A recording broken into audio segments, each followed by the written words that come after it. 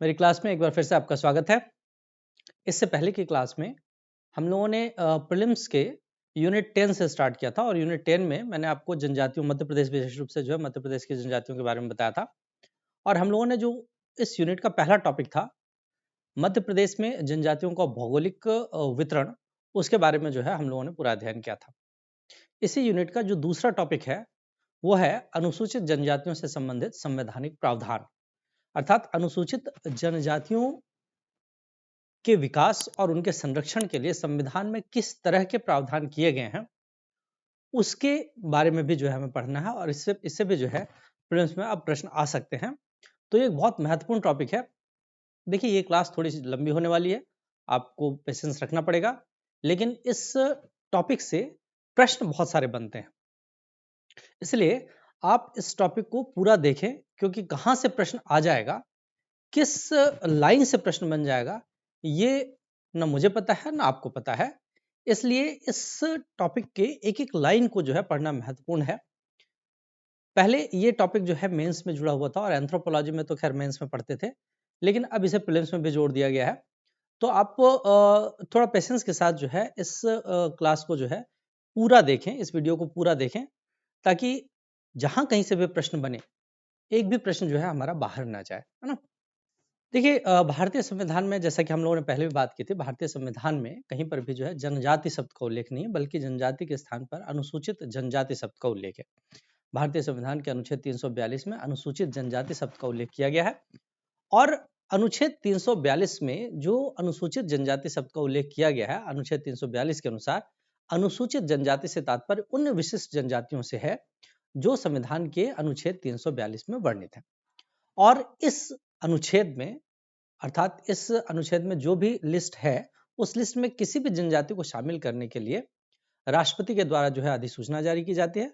और राष्ट्रपति ही जो है किसी जनजाति को अनुसूचित जनजाति के रूप में जो है अधिसूचित करता है। यहाँ ये भी उल्लेखनीय है कि अनुसूचित जनजाति के रूप में अधिसूचित करने के मामले में धार्मिक बंधन पर विचार नहीं किया गया, अर्थात धर्म के आधार पर जो है किसी भी जाति को अनुसूचित जनजाति में जो है शामिल नहीं किया जाता। ये बात जो है हमने अपने पहले की क्लास में भी जो है की है।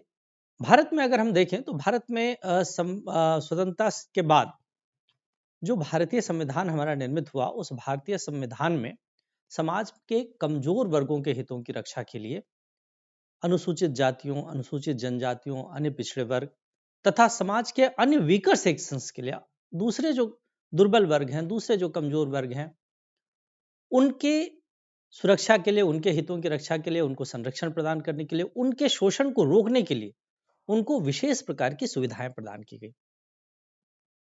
ये सुविधाएं उनको इसलिए प्रदान की गई ताकि वो इन सुविधाओं का लाभ उठाकर अपना विकास कर सके, समाज की मुख्य धारा से जुड़ सके। इसलिए जो है उनके लिए विशेष रूप से जो है संविधान में प्रावधान किए गए।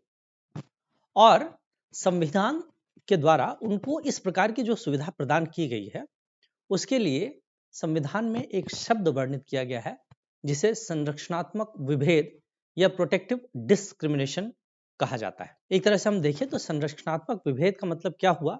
तो संरक्षणात्मक विभेद का मतलब यह है कि ऐसे विशेष प्रावधान जो अनुसूचित जाति, अनुसूचित जनजाति, अन्य पिछड़े वर्ग या समाज के तमाम कमजोर वर्गों को अधिमान्य सुविधाएं, प्रेफरेंशियल ट्रीटमेंट प्रदान करता है।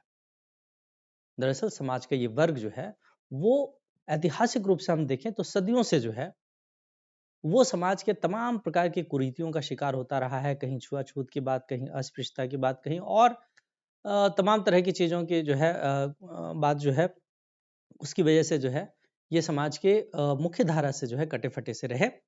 इसीलिए इनको समाज के मुख्य धारा में शामिल करने के लिए संरक्षणात्मक विभेद शब्द का प्रयोग जो है वो किया जाता है। अब देखिए, संरक्षणात्मक विभेद ये जो शब्द है, गिरधर गुमांग उड़ीसा के जो है बहुत महत्वपूर्ण जो है एक राजनीतिक, गिरधर गुमांग ने एक पुस्तक लिखी थी, अनुसूचित जनजातियों तथा अनुसूचित जातियों के लिए संवैधानिक सुरक्षा। और इस पुस्तक पे, अपनी इस पुस्तक में जो है उन्होंने तमाम जो कमजोर समुदाय हैं उनको जो भी संवैधानिक और प्रशासनिक प्रावधान उनके लिए किए गए हैं, उनके संरक्षण के लिए किए गए हैं, उनको उन्होंने जो है रेखांकित करने का प्रयास किया है। तो दरअसल अनुसूचित जनजातियों के लिए भी भारतीय संविधान में कई सारे प्रावधान जो है ऐसे किए गए हैं जिन प्रावधानों के तहत अनुसूचित जनजातियों को समाज की मुख्य धारा से जोड़ा जा सके, इनका विकास किया जा सके, इनके हितों का संरक्षण किया जा सके। और इस लिहाज से जो है ये टॉपिक बहुत महत्वपूर्ण हो जाता है। एक शब्द मैंने अभी आपको बताया, संरक्षणात्मक विभेद। देखिए, संरक्षणात्मक विभेद ये जो शब्द है, इस शब्द को थोड़ा सा और समझना जो है वो आवश्यक है।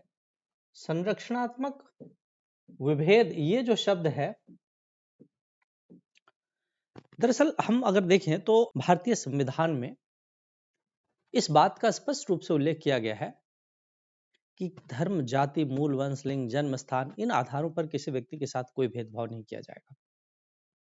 लेकिन कई जगहों पर जो है इस बात का भी उल्लेख किया गया है कि समाज के कमजोर वर्गों, अनुसूचित जाति, अनुसूचित जनजाति, अन्य पिछड़े वर्ग, इनके लिए जो है सरकार विशेष प्रावधान कर सकती है। कहीं कहीं पर जो है आरक्षण के प्रावधान की भी बात जो है कही गई है। तो अब ये आरक्षण का प्रावधान किया गया, अर्थात उनको जो है वो अधिमानी माना गया, किसी एक जाति के ऊपर उनको वरीयता दी गई।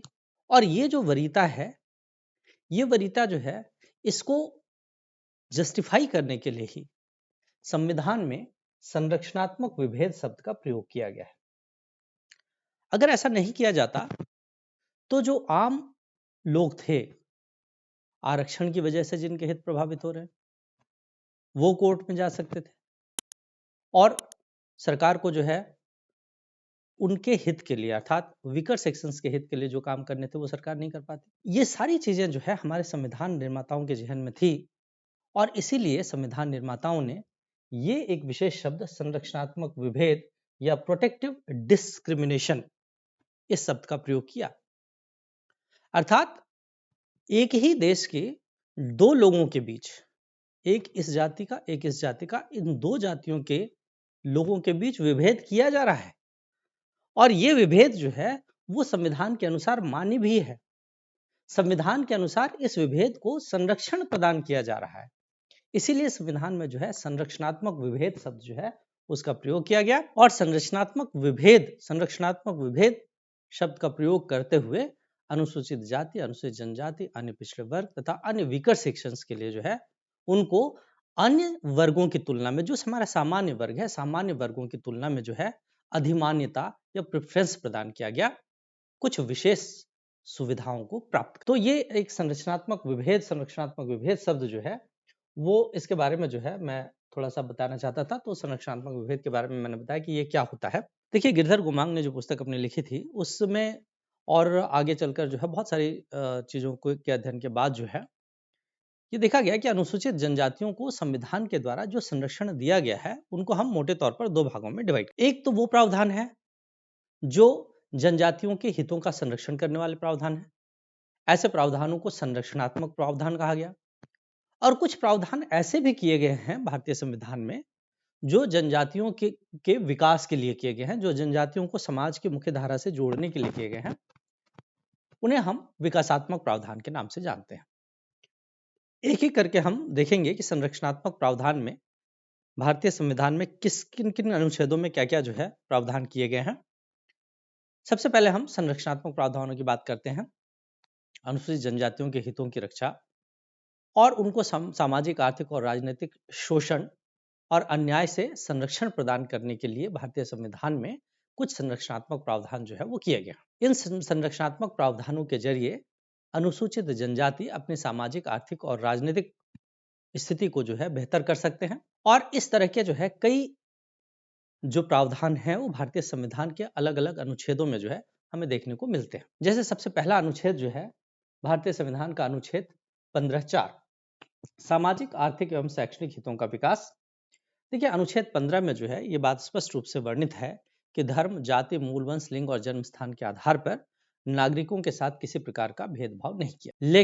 लेकिन इसी अनुच्छेद की उपधारा 4 में जो है इस बात का उल्लेख किया गया है कि यदि सरकार सामाजिक और शैक्षणिक दृष्टि से पिछड़े हुए नागरिकों के किन्हीं वर्गों की उन्नति के लिए या अनुसूचित जातियों और अनुसूचित जनजातियों के लिए कोई विशेष उपबंध करती है तो इसे इस अनुच्छेद का उल्लंघन नहीं माना जाएगा। और इस अनुच्छेद को अनुच्छेद 29 के खंड 2 के साथ भी जो है इसको क्लब किया गया है। अर्थात अनुच्छेद 29(2) जिसमें हम सांस्कृतिक और शैक्षणिक हितों की बात करते हैं, उसके साथ जो है इसको क्लब करते हुए, इसको लेते हुए जो है पढ़ा जाता है। इसमें स्पष्ट रूप से लिखा है कि इस अनुच्छेद की उपधारा 4 इसका अपवाद है, इस अनुच्छेद की या अनुच्छेद 29 के खंड 2 की कोई बात राज्य को सामाजिक और शैक्षणिक दृष्टि से पिछड़े हुए नागरिकों के किन्हीं वर्गों की उन्नति के लिए या अनुसूचित जातियों या जनजातियों के लिए कोई विशेष रूप बंद करने से वंचित नहीं करेगा। इसी प्रकार यदि राज्य अनुसूचित जनजाति या सामाजिक और शैक्षणिक रूप से पिछड़े वर्गों की उन्नति के उद्देश्य से कोई विशेष व्यवस्था करे तो उसे भी नागरिकों से भेदभाव के आधार पर किसी न्यायालय में चुनौती नहीं दी जा सकती। नहीं तो ऐसा होता, अगर ये प्रावधान नहीं किया गया होता तो ऐसा होता कि अगर हम जनजातियों को, सरकार जनजातियों के लिए या अनुसूचित जातियों के लिए कुछ विशेष प्रावधान करती तो कोई भी व्यक्ति न्यायालय में चला जाता और कहता कि साहब देखिए उनके साथ जो है, उनको तो इस तरह से जो है सुविधाएं प्रदान की जा रही हैं, हमें नहीं प्रदान की जा रही। तो इसीलिए भारतीय संविधान में अनुच्छेद 15 के साथ साथ अनुच्छेद 15(4) भी जोड़ा गया ताकि ताकि उनको जो है, अनुसूचित जातियों को, जनजातियों को और अन्य कमजोर वर्गों को जो है एक अधिमान्यता जो है दी जा सके, उनको विशेष सुविधाएं जो है वो दी जा सके। दूसरा, भारतीय संविधान का अनुच्छेद 16(4) और 16(4)(a) पदों और नौकरियों में आरक्षण के संबंध में प्रावधान। आपको पता है कि भारतीय संविधान के अनुच्छेद 16 में जो है ये बात वर्णित है कि राज्य के अधीन किसी भी पद के संबंध में धर्म, जाति, मूल वंश, लिंग, उद्भव, जन्म स्थान, निवास, इनमें से किसी भी आधार पर न तो किसी भी नागरिक को अपात्र माना जाएगा और न ही उनके साथ किसी तरह का कोई विभेद किया जाएगा। अब अगर भारतीय संविधान में केवल यही अनुच्छेद 16(2) जो है रहता तो ऐसी स्थिति में जो है जनजातियों के लिए कोई विशेष प्रावधान जो है सरकार नहीं कर सकती। अर्थात यदि सरकार चाहती कि जनजातियों के लिए पदों में आरक्षण का प्रावधान, सरकारी नौकरी में आरक्षण का प्रावधान कर दे तो सरकार नहीं कर सकती थी। और इसीलिए जो है इसमें अनुच्छेद 16 में अनुच्छेद 16(4) जोड़ा गया और कहा गया कि राज्य सरकारें अपने नागरिकों के उन सभी पिछड़े वर्ग के पक्ष में नियुक्तियों या पदों के आरक्षण हेतु प्रावधान कर सकती है जिनका राज्य की राय में राज्य के अधीन सेवाओं में पर्याप्त प्रतिनिधित्व नहीं है। इसका मतलब क्या हुआ? इसका मतलब यह है कि अगर राज्य को ऐसा लगता है कि राज्य के सेवाओं में किसी अनुसूचित जाति या अनुसूचित जनजाति या अन्य पिछड़े वर्ग या अन्य कोई कमजोर या दुर्बल वर्ग जिनका राज्य की सेवाओं में पर्याप्त प्रतिनिधित्व नहीं है, अर्थात प्रॉपर रिप्रेजेंटेशन जो है नहीं है, तो ऐसी स्थिति में जो है राज्य सरकार को यह अधिकार होगा कि वो पदों के लिए, पदों में नियुक्तियों में आरक्षण का प्रावधान इन वर्गों के लिए कर सके। तो ये एक बहुत महत्वपूर्ण चीज है क्योंकि इसी एक चीज के माध्यम से इन वर्गों में आर्थिक सशक्तता जो है वो आ सकती है, वो आर्थिक रूप से सशक्त हो सकते हैं क्योंकि अगर किसी को नौकरी मिलती है तो जाहिर सी बात है आर्थिक रूप से वो संपन्न होगा। तो ये एक बहुत महत्वपूर्ण प्रावधान जो है वो इन वर्गों को, विशेष रूप से अनुसूचित जनजातियों को जो है सशक्त बनाने के लिए किया गया, आर्थिक रूप से मजबूत बनाने के लिए किया गया, उनके हितों के संरक्षण के लिए किया गया। भारतीय संविधान के अनुच्छेद 16(4)(a) में यह कहा गया कि राज्य सरकारें अनुसूचित जाति और अनुसूचित जनजाति के पक्ष में पदोन्नति के मामले में आरक्षण के लिए कोई भी प्रावधान कर सकती है यदि राज्य को ऐसा लगता है कि राज्य के अधीन सेवाओं में उनका पर्याप्त प्रतिनिधित्व तो नहीं है। अब ये मामला जो है अभी कोर्ट में भी चल रहा है और इसकी वजह से कई लोगों की पदोन्नतियां जो है वो रुकी हुई हैं, है ना। दरअसल भारतीय संविधान का अनुच्छेद 16(4) जो है 16(4)(a) यह कहता है सरकार में जो राज्य के अधीन जो सेवाएं हैं उन सेवाओं में नियुक्ति के बाद जब पदोन्नति का मामला आता है, जब प्रमोशन का मामला आता है तो प्रमोशन में भी अनुसूचित जाति और जनजाति के लोगों को जो है प्रेफरेंस देना पड़ेगा, आरक्षण देना पड़ेगा यदि राज्य को ऐसा लगे कि राज्य की सेवाओं में उनका प्रतिनिधित्व जो है पर्याप्त नहीं, किसी पद में उनका प्रतिनिधित्व जो है पर्याप्त नहीं है तो।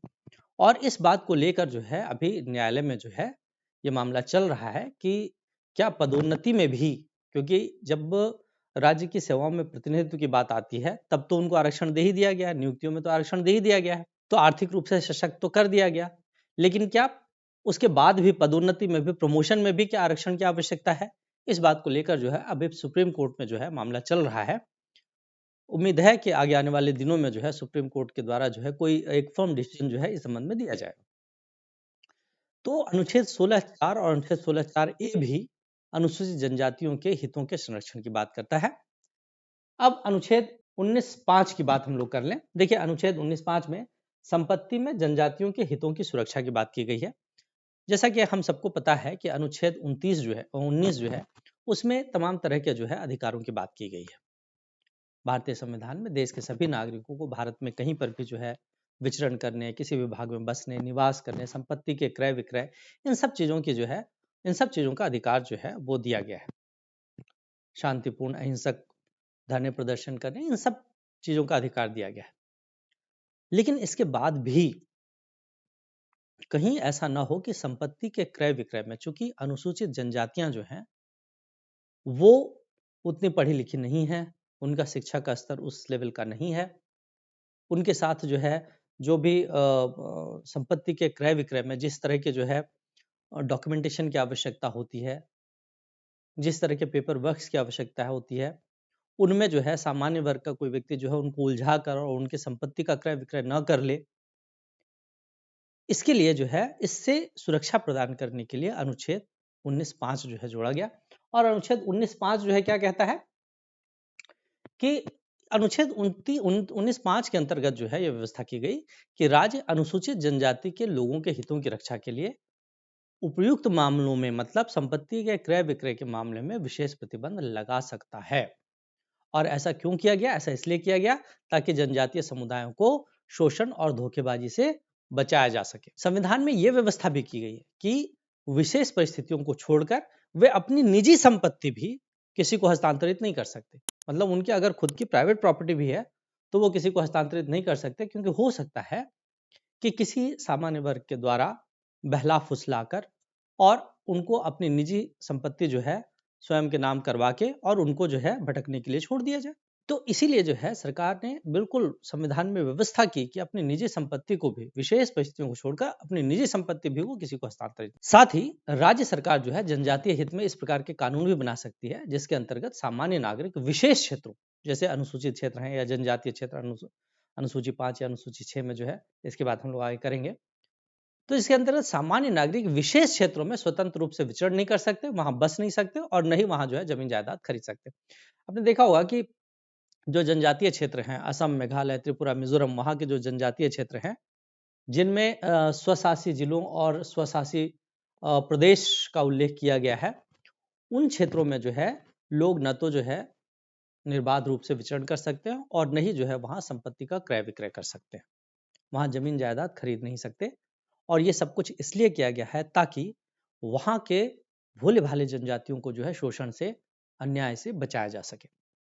तो इस तरह से अनुच्छेद 19(5) जो है वो भी जनजातियों के हितों की रक्षा के लिए जो है वो विशेष उपबंध करता है। भारतीय संविधान का अनुच्छेद 23 मानव के दुर्व्यवहार और बाल श्रम का प्रतिषेध, इस अनुच्छेद में उल्लेखित है कि मानव के दुर्व्यापार और बेगार था इसी प्रकार के अन्य बलात्श्रम का प्रतिषेध किया जाएगा और अगर इस उपबंध का कोई भी उल्लंघन करता है तो वो विधि के अनुसार जो है दंडनीय होगा। निश्चित रूप से ये जो अनुच्छेद है ये अनुच्छेद अनुसूचित जनजातियों के ऊपर भी लागू होता है और अनुसूचित जनजातियों के लिए तो विशेष रूप से महत्वपूर्ण है। क्यों? क्योंकि अनुसूचित जनजातियों का एक बहुत बड़ा वर्ग जो है वो बंधुआ मजदूरी या बेगार में जो है लगा हुआ है। सरकार के द्वारा निरंतर जो है ये कोशिश की जाती है कि जहां कहीं पर भी जो है बंधुआ मजदूर हैं उनको वहां से छुड़ाया जा सके।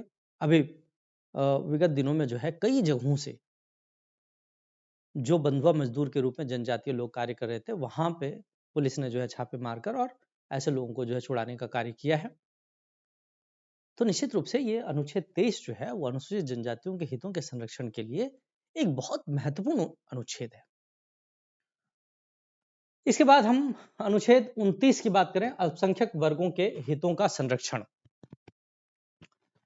देखिए इस अनुच्छेद के अनुसार जो है सांस्कृतिक और भाषाई अल्पसंख्यकों को अपनी विशेष भाषा या संस्कृति बनाए रखने का अधिकार है। बहुत महत्वपूर्ण अनुच्छेद है क्योंकि इस अनुच्छेद के द्वारा, इस अनुच्छेद के माध्यम से ही अनुसूचित जनजाति जो है वो अपनी विशेष भाषा, अपनी विशेष लिपि, अपनी संस्कृति, इन सब को सुरक्षित रख सकते हैं। अगर ऐसा नहीं होता तो क्या होता कि अनुसूचित जनजातियों को भी सामान्य भाषा में ही जो है पढ़ाया जाता, सामान्य भाषा में ही जो है अध्ययन करने के लिए जो है कहा जाता, और उनके ऊपर जो हो सकता है कि कोई दूसरी भाषा जो है थोपी भी जाती। लेकिन यहाँ पर जो है एक बहुत महत्वपूर्ण प्रावधान किया गया कि ऐसे सभी जनजातीय समुदाय या ऐसे सभी सांस्कृतिक और भाषाई अल्पसंख्यक जो अपनी विशेष भाषा, लिपि, संस्कृति, बोली को बनाए रखना चाहते हैं, वो अपनी विशेष भाषा, लिपि, संस्कृति और बोली को सुरक्षित बनाए रख सकते हैं।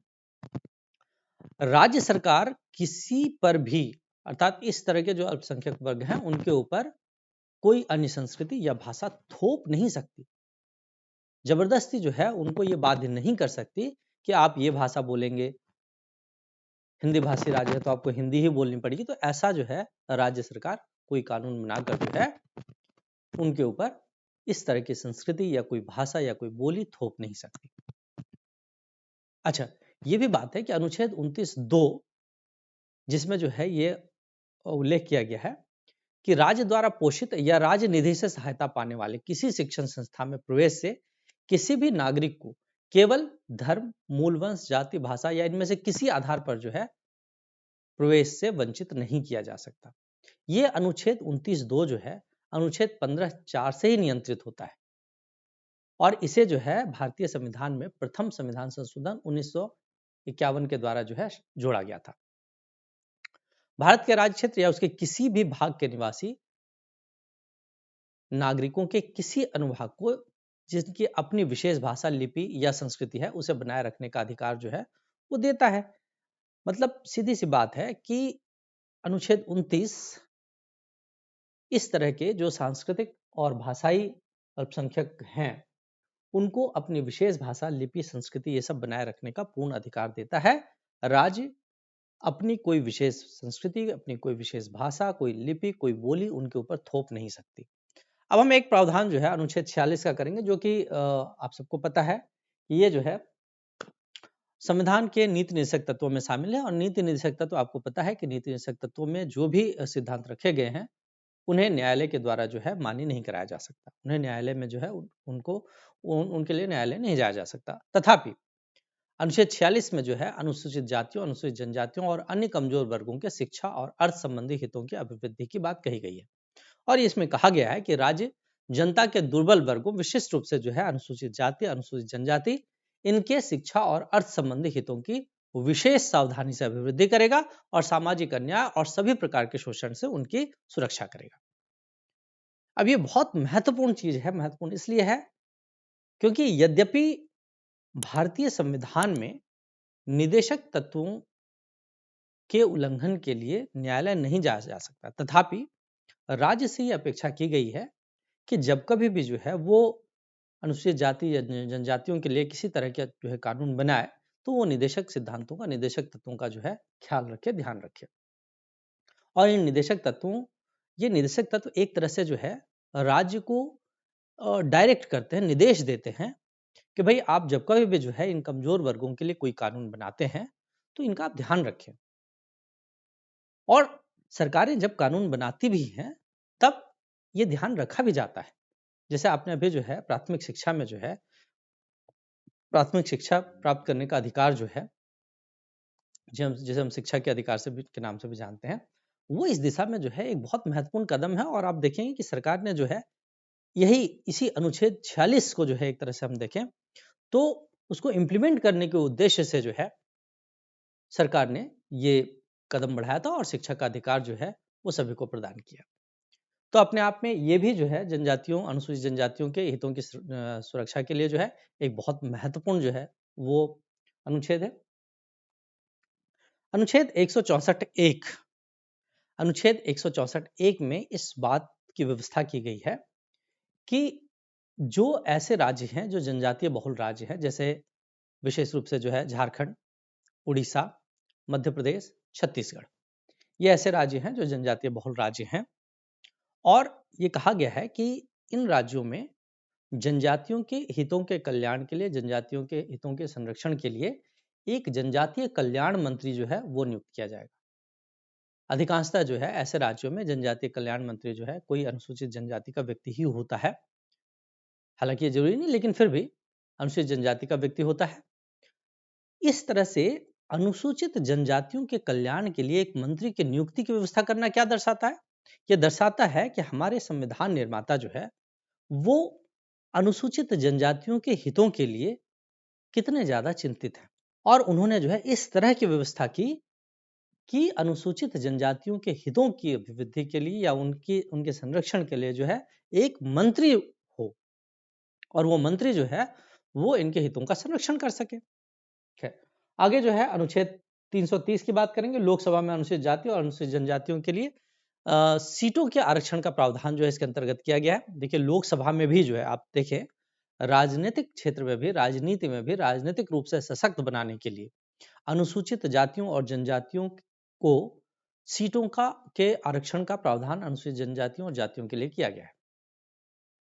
लोकसभा में अनुसूचित जनजातियों के लिए 47 सीटें आरक्षित की गई हैं, जबकि अनुसूचित जाति के लिए जो है 84 सीटें जो है वो लोकसभा में आरक्षित की गई हैं।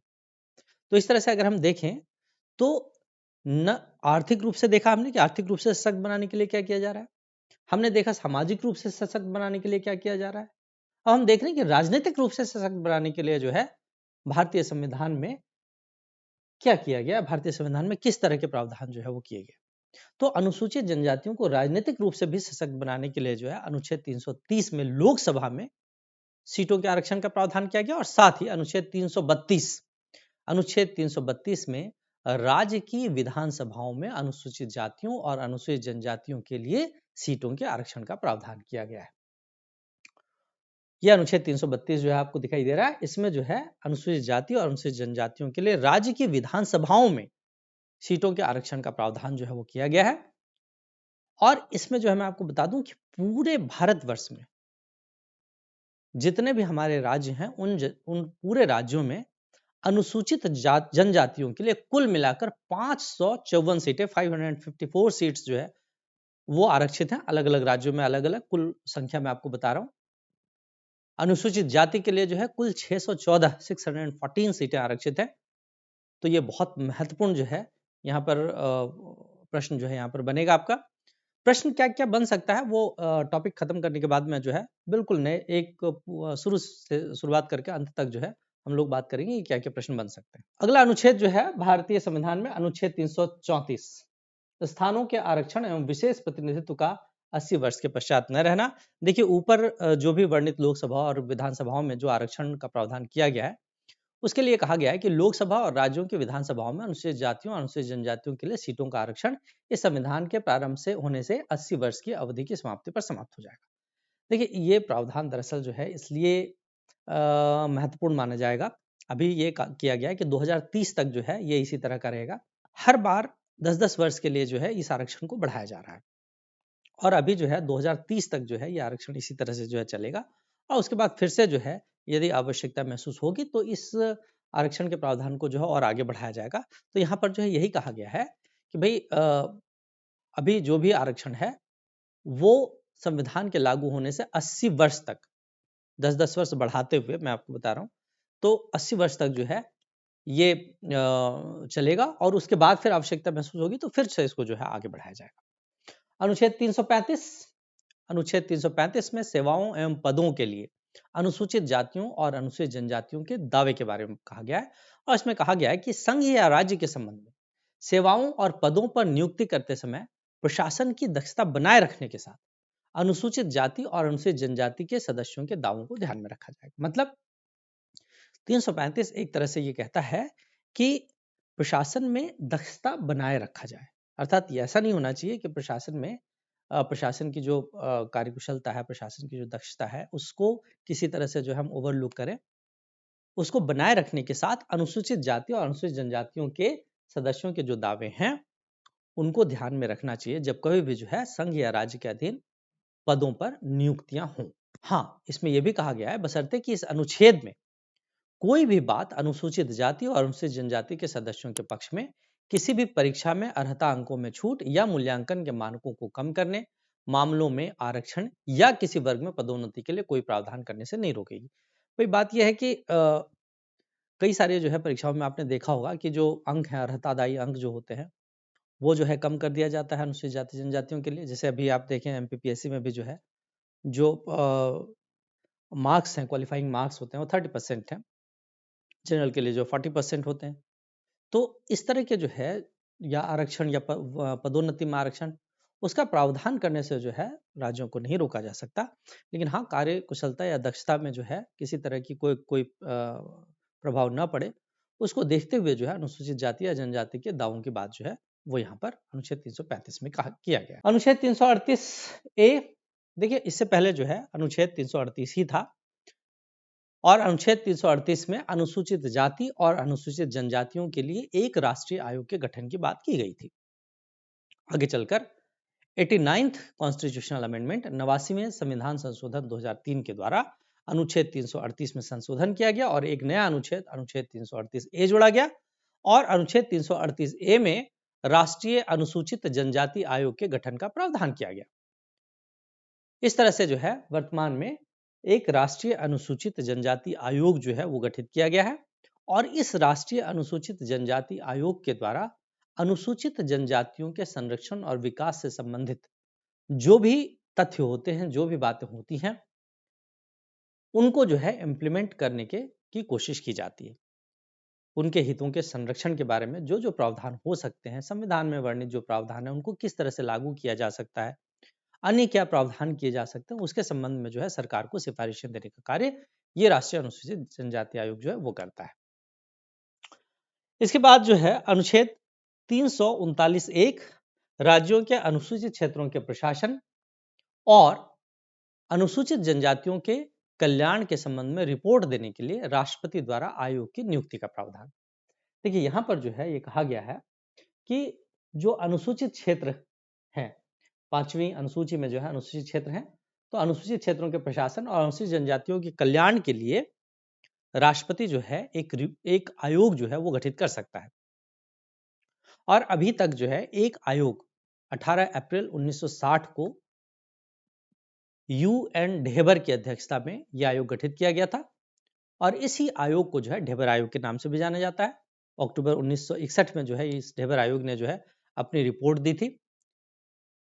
तो एक आयोग के गठन का प्रावधान जो है वो यहाँ पर जो है किया गया है, और ये आयोग जो है अनुसूचित जनजातियों के हितों के संरक्षण के संबंध में जो है अपने जो भी प्रतिवेदन होता है वो राष्ट्रपति को जो है वो देता है। अनुच्छेद 371 ए में जो है नागालैंड राज्य के संबंध में विशेष उपबंध है, और इस नागालैंड राज्य के संबंध में क्या उपबंध किया गया है, 1960 में केंद्र सरकार और नागा पीपल्स कन्वेंशन इनके बीच में जो है एक समझौता हुआ था, 16 सूत्रीय समझौता हुआ था, और उसके बाद जो है 13वां संविधान संशोधन करके 1962 में इस अनुच्छेद को जो है जोड़ा गया, और इस अनुच्छेद में जो है नागालैंड राज्य के संबंध में जो है विशेष उपबंध किया गया है। इसमें कहा गया है कि संसद को नागा धर्म या सामाजिक प्रथाएं, नागा पारंपरिक कानून और प्रक्रिया, नागा पारंपरिक कानून के अनुसार किए गए दीवानी और फौजदारी न्याय निर्णय, इन सब पर संसद कानून तभी बना सकती है जब नागालैंड की विधानसभा जो है वो इसके लिए स्वीकृति प्रदान करे। बहुत महत्वपूर्ण चीज है। वैसे तो हमारे संसद का कानून जो है प्रत्येक राज्य पर लागू होता है, लेकिन नागालैंड के संबंध में जो है ये तब लागू होगा, जो उपरोक्त वर्णित जो चीजें मैंने आपको बताई वो तब लागू होगा जब नागालैंड की विधानसभा जो है इसके लिए स्वीकृति प्रदान करे। साथ ही केंद्र सरकार जो है बिना राज्य विधानसभा की सहमति के नागालैंड की भूमि के स्वामित्व और हस्तांतरण के मामले में भी किसी तरह की कार्रवाई नहीं कर सकते, अर्थात वहां पर जो है नागालैंड में विधानसभा को जो है यह अधिकार दिया गया है। तो एक बहुत महत्वपूर्ण चीज है। इस तरह से जो है अनुच्छेद 371 ए नागालैंड के संबंध में विशेष प्रावधान करता है। अनुच्छेद 371 बी जो है असम राज्य के संबंध में विशेष उपबंध करता है, और इसमें जो है ये 22वें संविधान संशोधन अधिनियम 1969 के द्वारा संविधान में इसको जोड़ा गया। इसके अनुसार राष्ट्रपति जो है असम के जनजातीय क्षेत्रों और असम विधानसभा के निर्वाचित सदस्यों को मिलाकर एक समिति का गठन कर सकते हैं, और इस समिति को राष्ट्रपति जो है कार्य सौंप सकते हैं। समिति के गठन का उद्देश्य क्या होगा, तो समिति के गठन का उद्देश्य जो है राज्य स्तर पर जनजातीय समुदाय के हितों का संरक्षण और उनकी देखरेख करना होगा। इस तरह से असम में जो है राष्ट्रपति क्या कर सकते हैं, तो एक समिति का गठन करेंगे जो कि असम के जनजातीय क्षेत्र और असम विधानसभा के निर्वाचित सदस्यों से मिलकर बना होगा, और इस समिति के द्वारा राज्य के जनजातीय समुदाय के हितों का संरक्षण और उनकी देखरेख जो है वो की जा सके। इसके बाद अनुच्छेद 371 सी, अनुच्छेद 371 सी में मणिपुर राज्य के संबंध में विशेष उपबंध किया गया। 27वें संविधान संशोधन अधिनियम 1971 के द्वारा जो है संविधान में इसको जोड़ा गया और इसके अनुसार जो है राष्ट्रपति मणिपुर विधानसभा में पहाड़ी क्षेत्रों से निर्वाचित सदस्यों की एक समिति का गठन कर सकता है। अर्थात मणिपुर में जो पहाड़ी क्षेत्र हैं, उन पहाड़ी क्षेत्रों से जो लोग आते हैं विधानसभा में, उनसे एक समिति का गठन करेंगे और राज्यपाल को इसके सुचारू रूप से संचालन का विशेष उत्तरदायित्व जो है वो सौंप सकते हैं। और राज्यपाल क्या करेगा? तो राज्यपाल जो है प्रति वर्ष राष्ट्रपति को पहाड़ी क्षेत्रों के प्रशासन के संबंध में अपना एक प्रतिवेदन देगा। तो इस तरह से जो है यहाँ पर हम अगर देखें तो अनुच्छेद 371 सी के द्वारा मणिपुर राज्य के संबंध में जो है विशेष उपबंध किया गया है और मणिपुर राज्य के संबंध में जो है ये कहा गया है कि जो लोग जो है पहाड़ी क्षेत्रों से चुनकर विधानसभाओं में आते हैं, उन लोगों को मिलाकर राष्ट्रपति जो है वो एक समिति बनाएगा और राज्यपाल को जो है ये निर्देशित करेगा कि वो जो है पहाड़ी क्षेत्रों के प्रशासन के संबंध में अपना एक प्रतिवेदन जो है प्रतिवर्ष राष्ट्रपति को सौंप। तो यह अनुच्छेद 371 सी की बात हुई।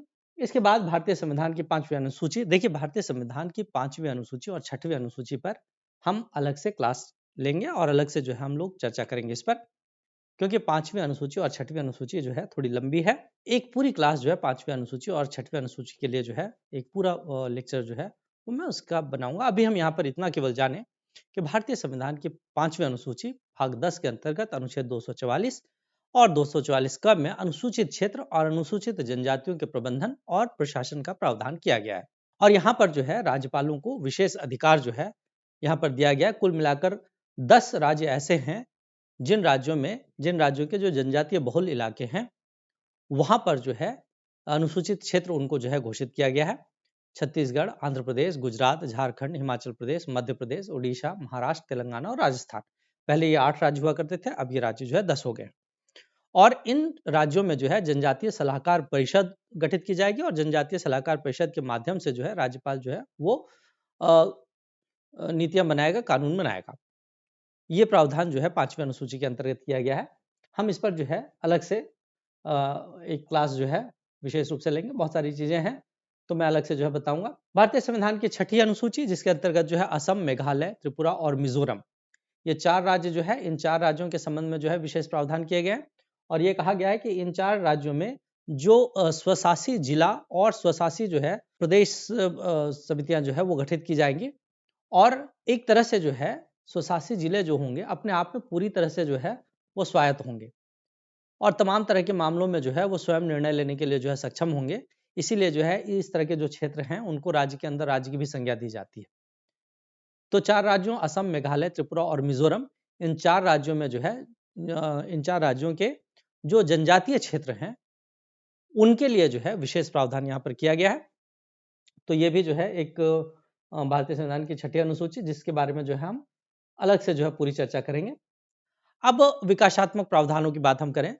देखिए, अभी तक हमने जितने भी प्रावधान पढ़े, ये सारे प्रावधान जो है वो कैसे प्रावधान है? तो ये सारे प्रावधान जो है वो संरक्षणात्मक प्रावधान थे। और अब विकासात्मक प्रावधान देखें हम तो जनजातियों के विकास के लिए, जनजातियों को समाज की मुख्य धारा में आर्थिक रूप से सशक्त बनाने के लिए, समाज की मुख्य धारा में जोड़ने के लिए, उनके आर्थिक हितों की अभिवृद्धि के लिए कुछ विकासात्मक प्रावधान किए गए हैं। और इनमें सबसे पहला विकासात्मक प्रावधान जो है भारतीय संविधान के अनुच्छेद 375(1). इस अनुच्छेद में प्रावधान किया गया है कि अनुसूचित जनजाति बहुल राज्यों को केंद्र के द्वारा विशेष अनुदान दिया जा सकता है और यह अनुदान संघ की संचित निधि पर भारित होगा। आप सबको पता होगा कि कोई भी अनुदान अगर संघ की संचित निधि पर भारित है तो उस पर संसद में जो है वोटिंग नहीं की जा सकती, चर्चा की जा सकती। इसका मतलब यह है कि जो अनुदान इस तरह के अनुसूचित जनजाति बहुल राज्यों को दिया जाएगा उस पर जो है वोटिंग नहीं होगी, अर्थात ग्रांट तो मिलना ही मिलना है, मिलेगा ही मिलेगा, क्योंकि संसद में इस पर केवल और केवल चर्चा होगी, वोटिंग नहीं होगी। तो रुकने का तो सवाल नहीं है।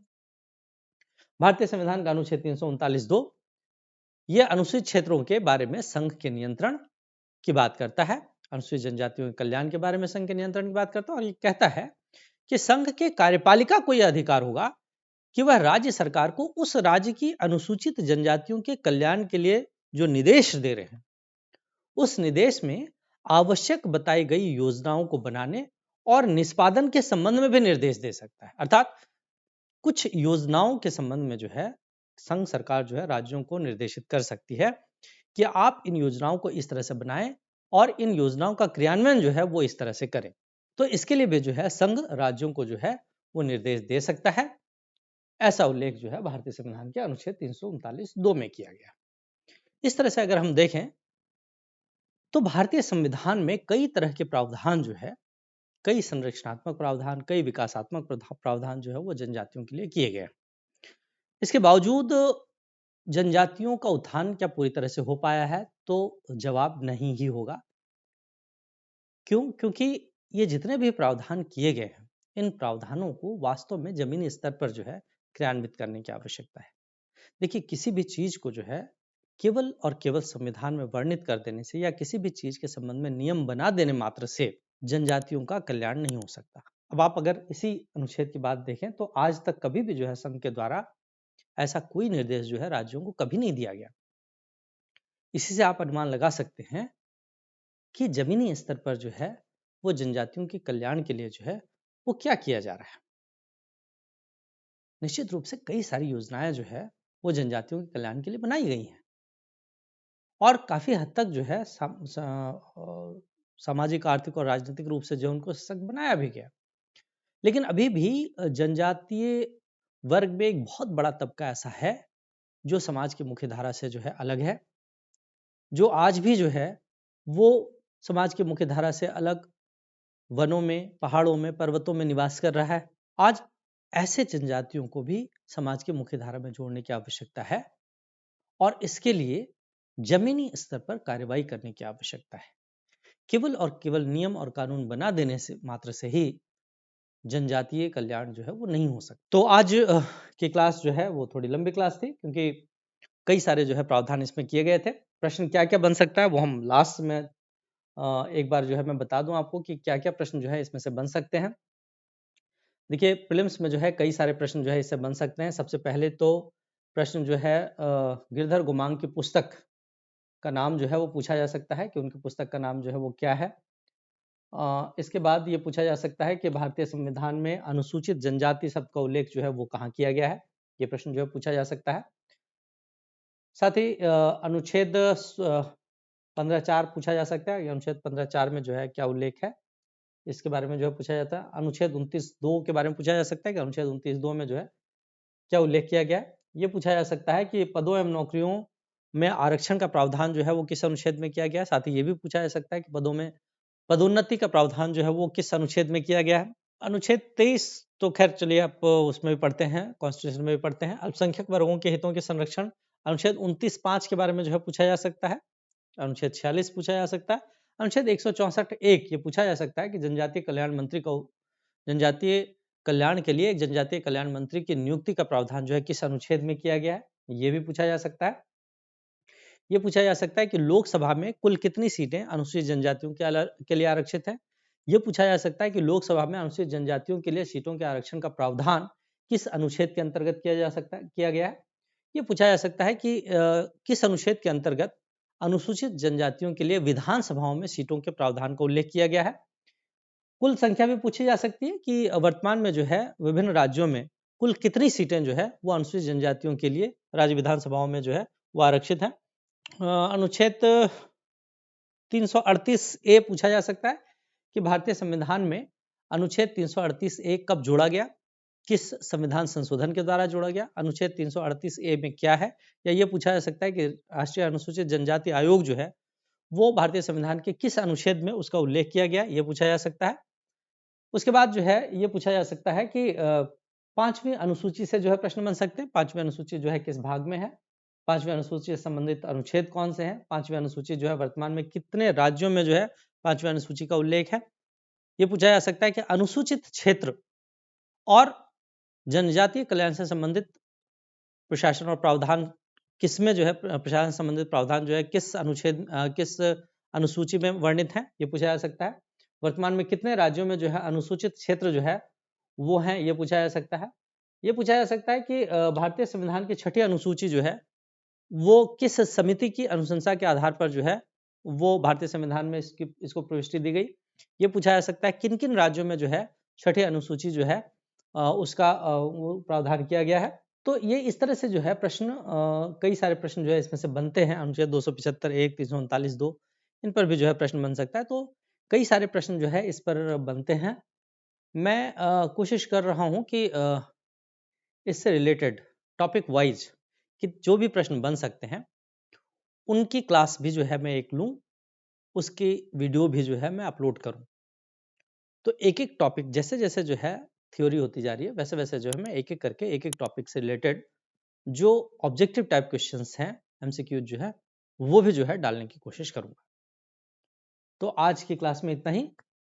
अगले क्लास में हम 5वीं और 6वीं अनुसूची के बारे में पढ़ेंगे, क्योंकि 5वीं और 6वीं अनुसूची डिटेल में पढ़ना जो है बहुत ज़रूरी है। अब चूँकि आपके सिलेबस में ये जुड़ गया है, इसलिए आपको ये पढ़ना ही पड़ेगा और अच्छे से पढ़ना पड़ेगा। तो आज की क्लास में इतना ही, मिलते हैं एक और बहुत बेहतर से क्लास में। थैंक यू, धन्यवाद।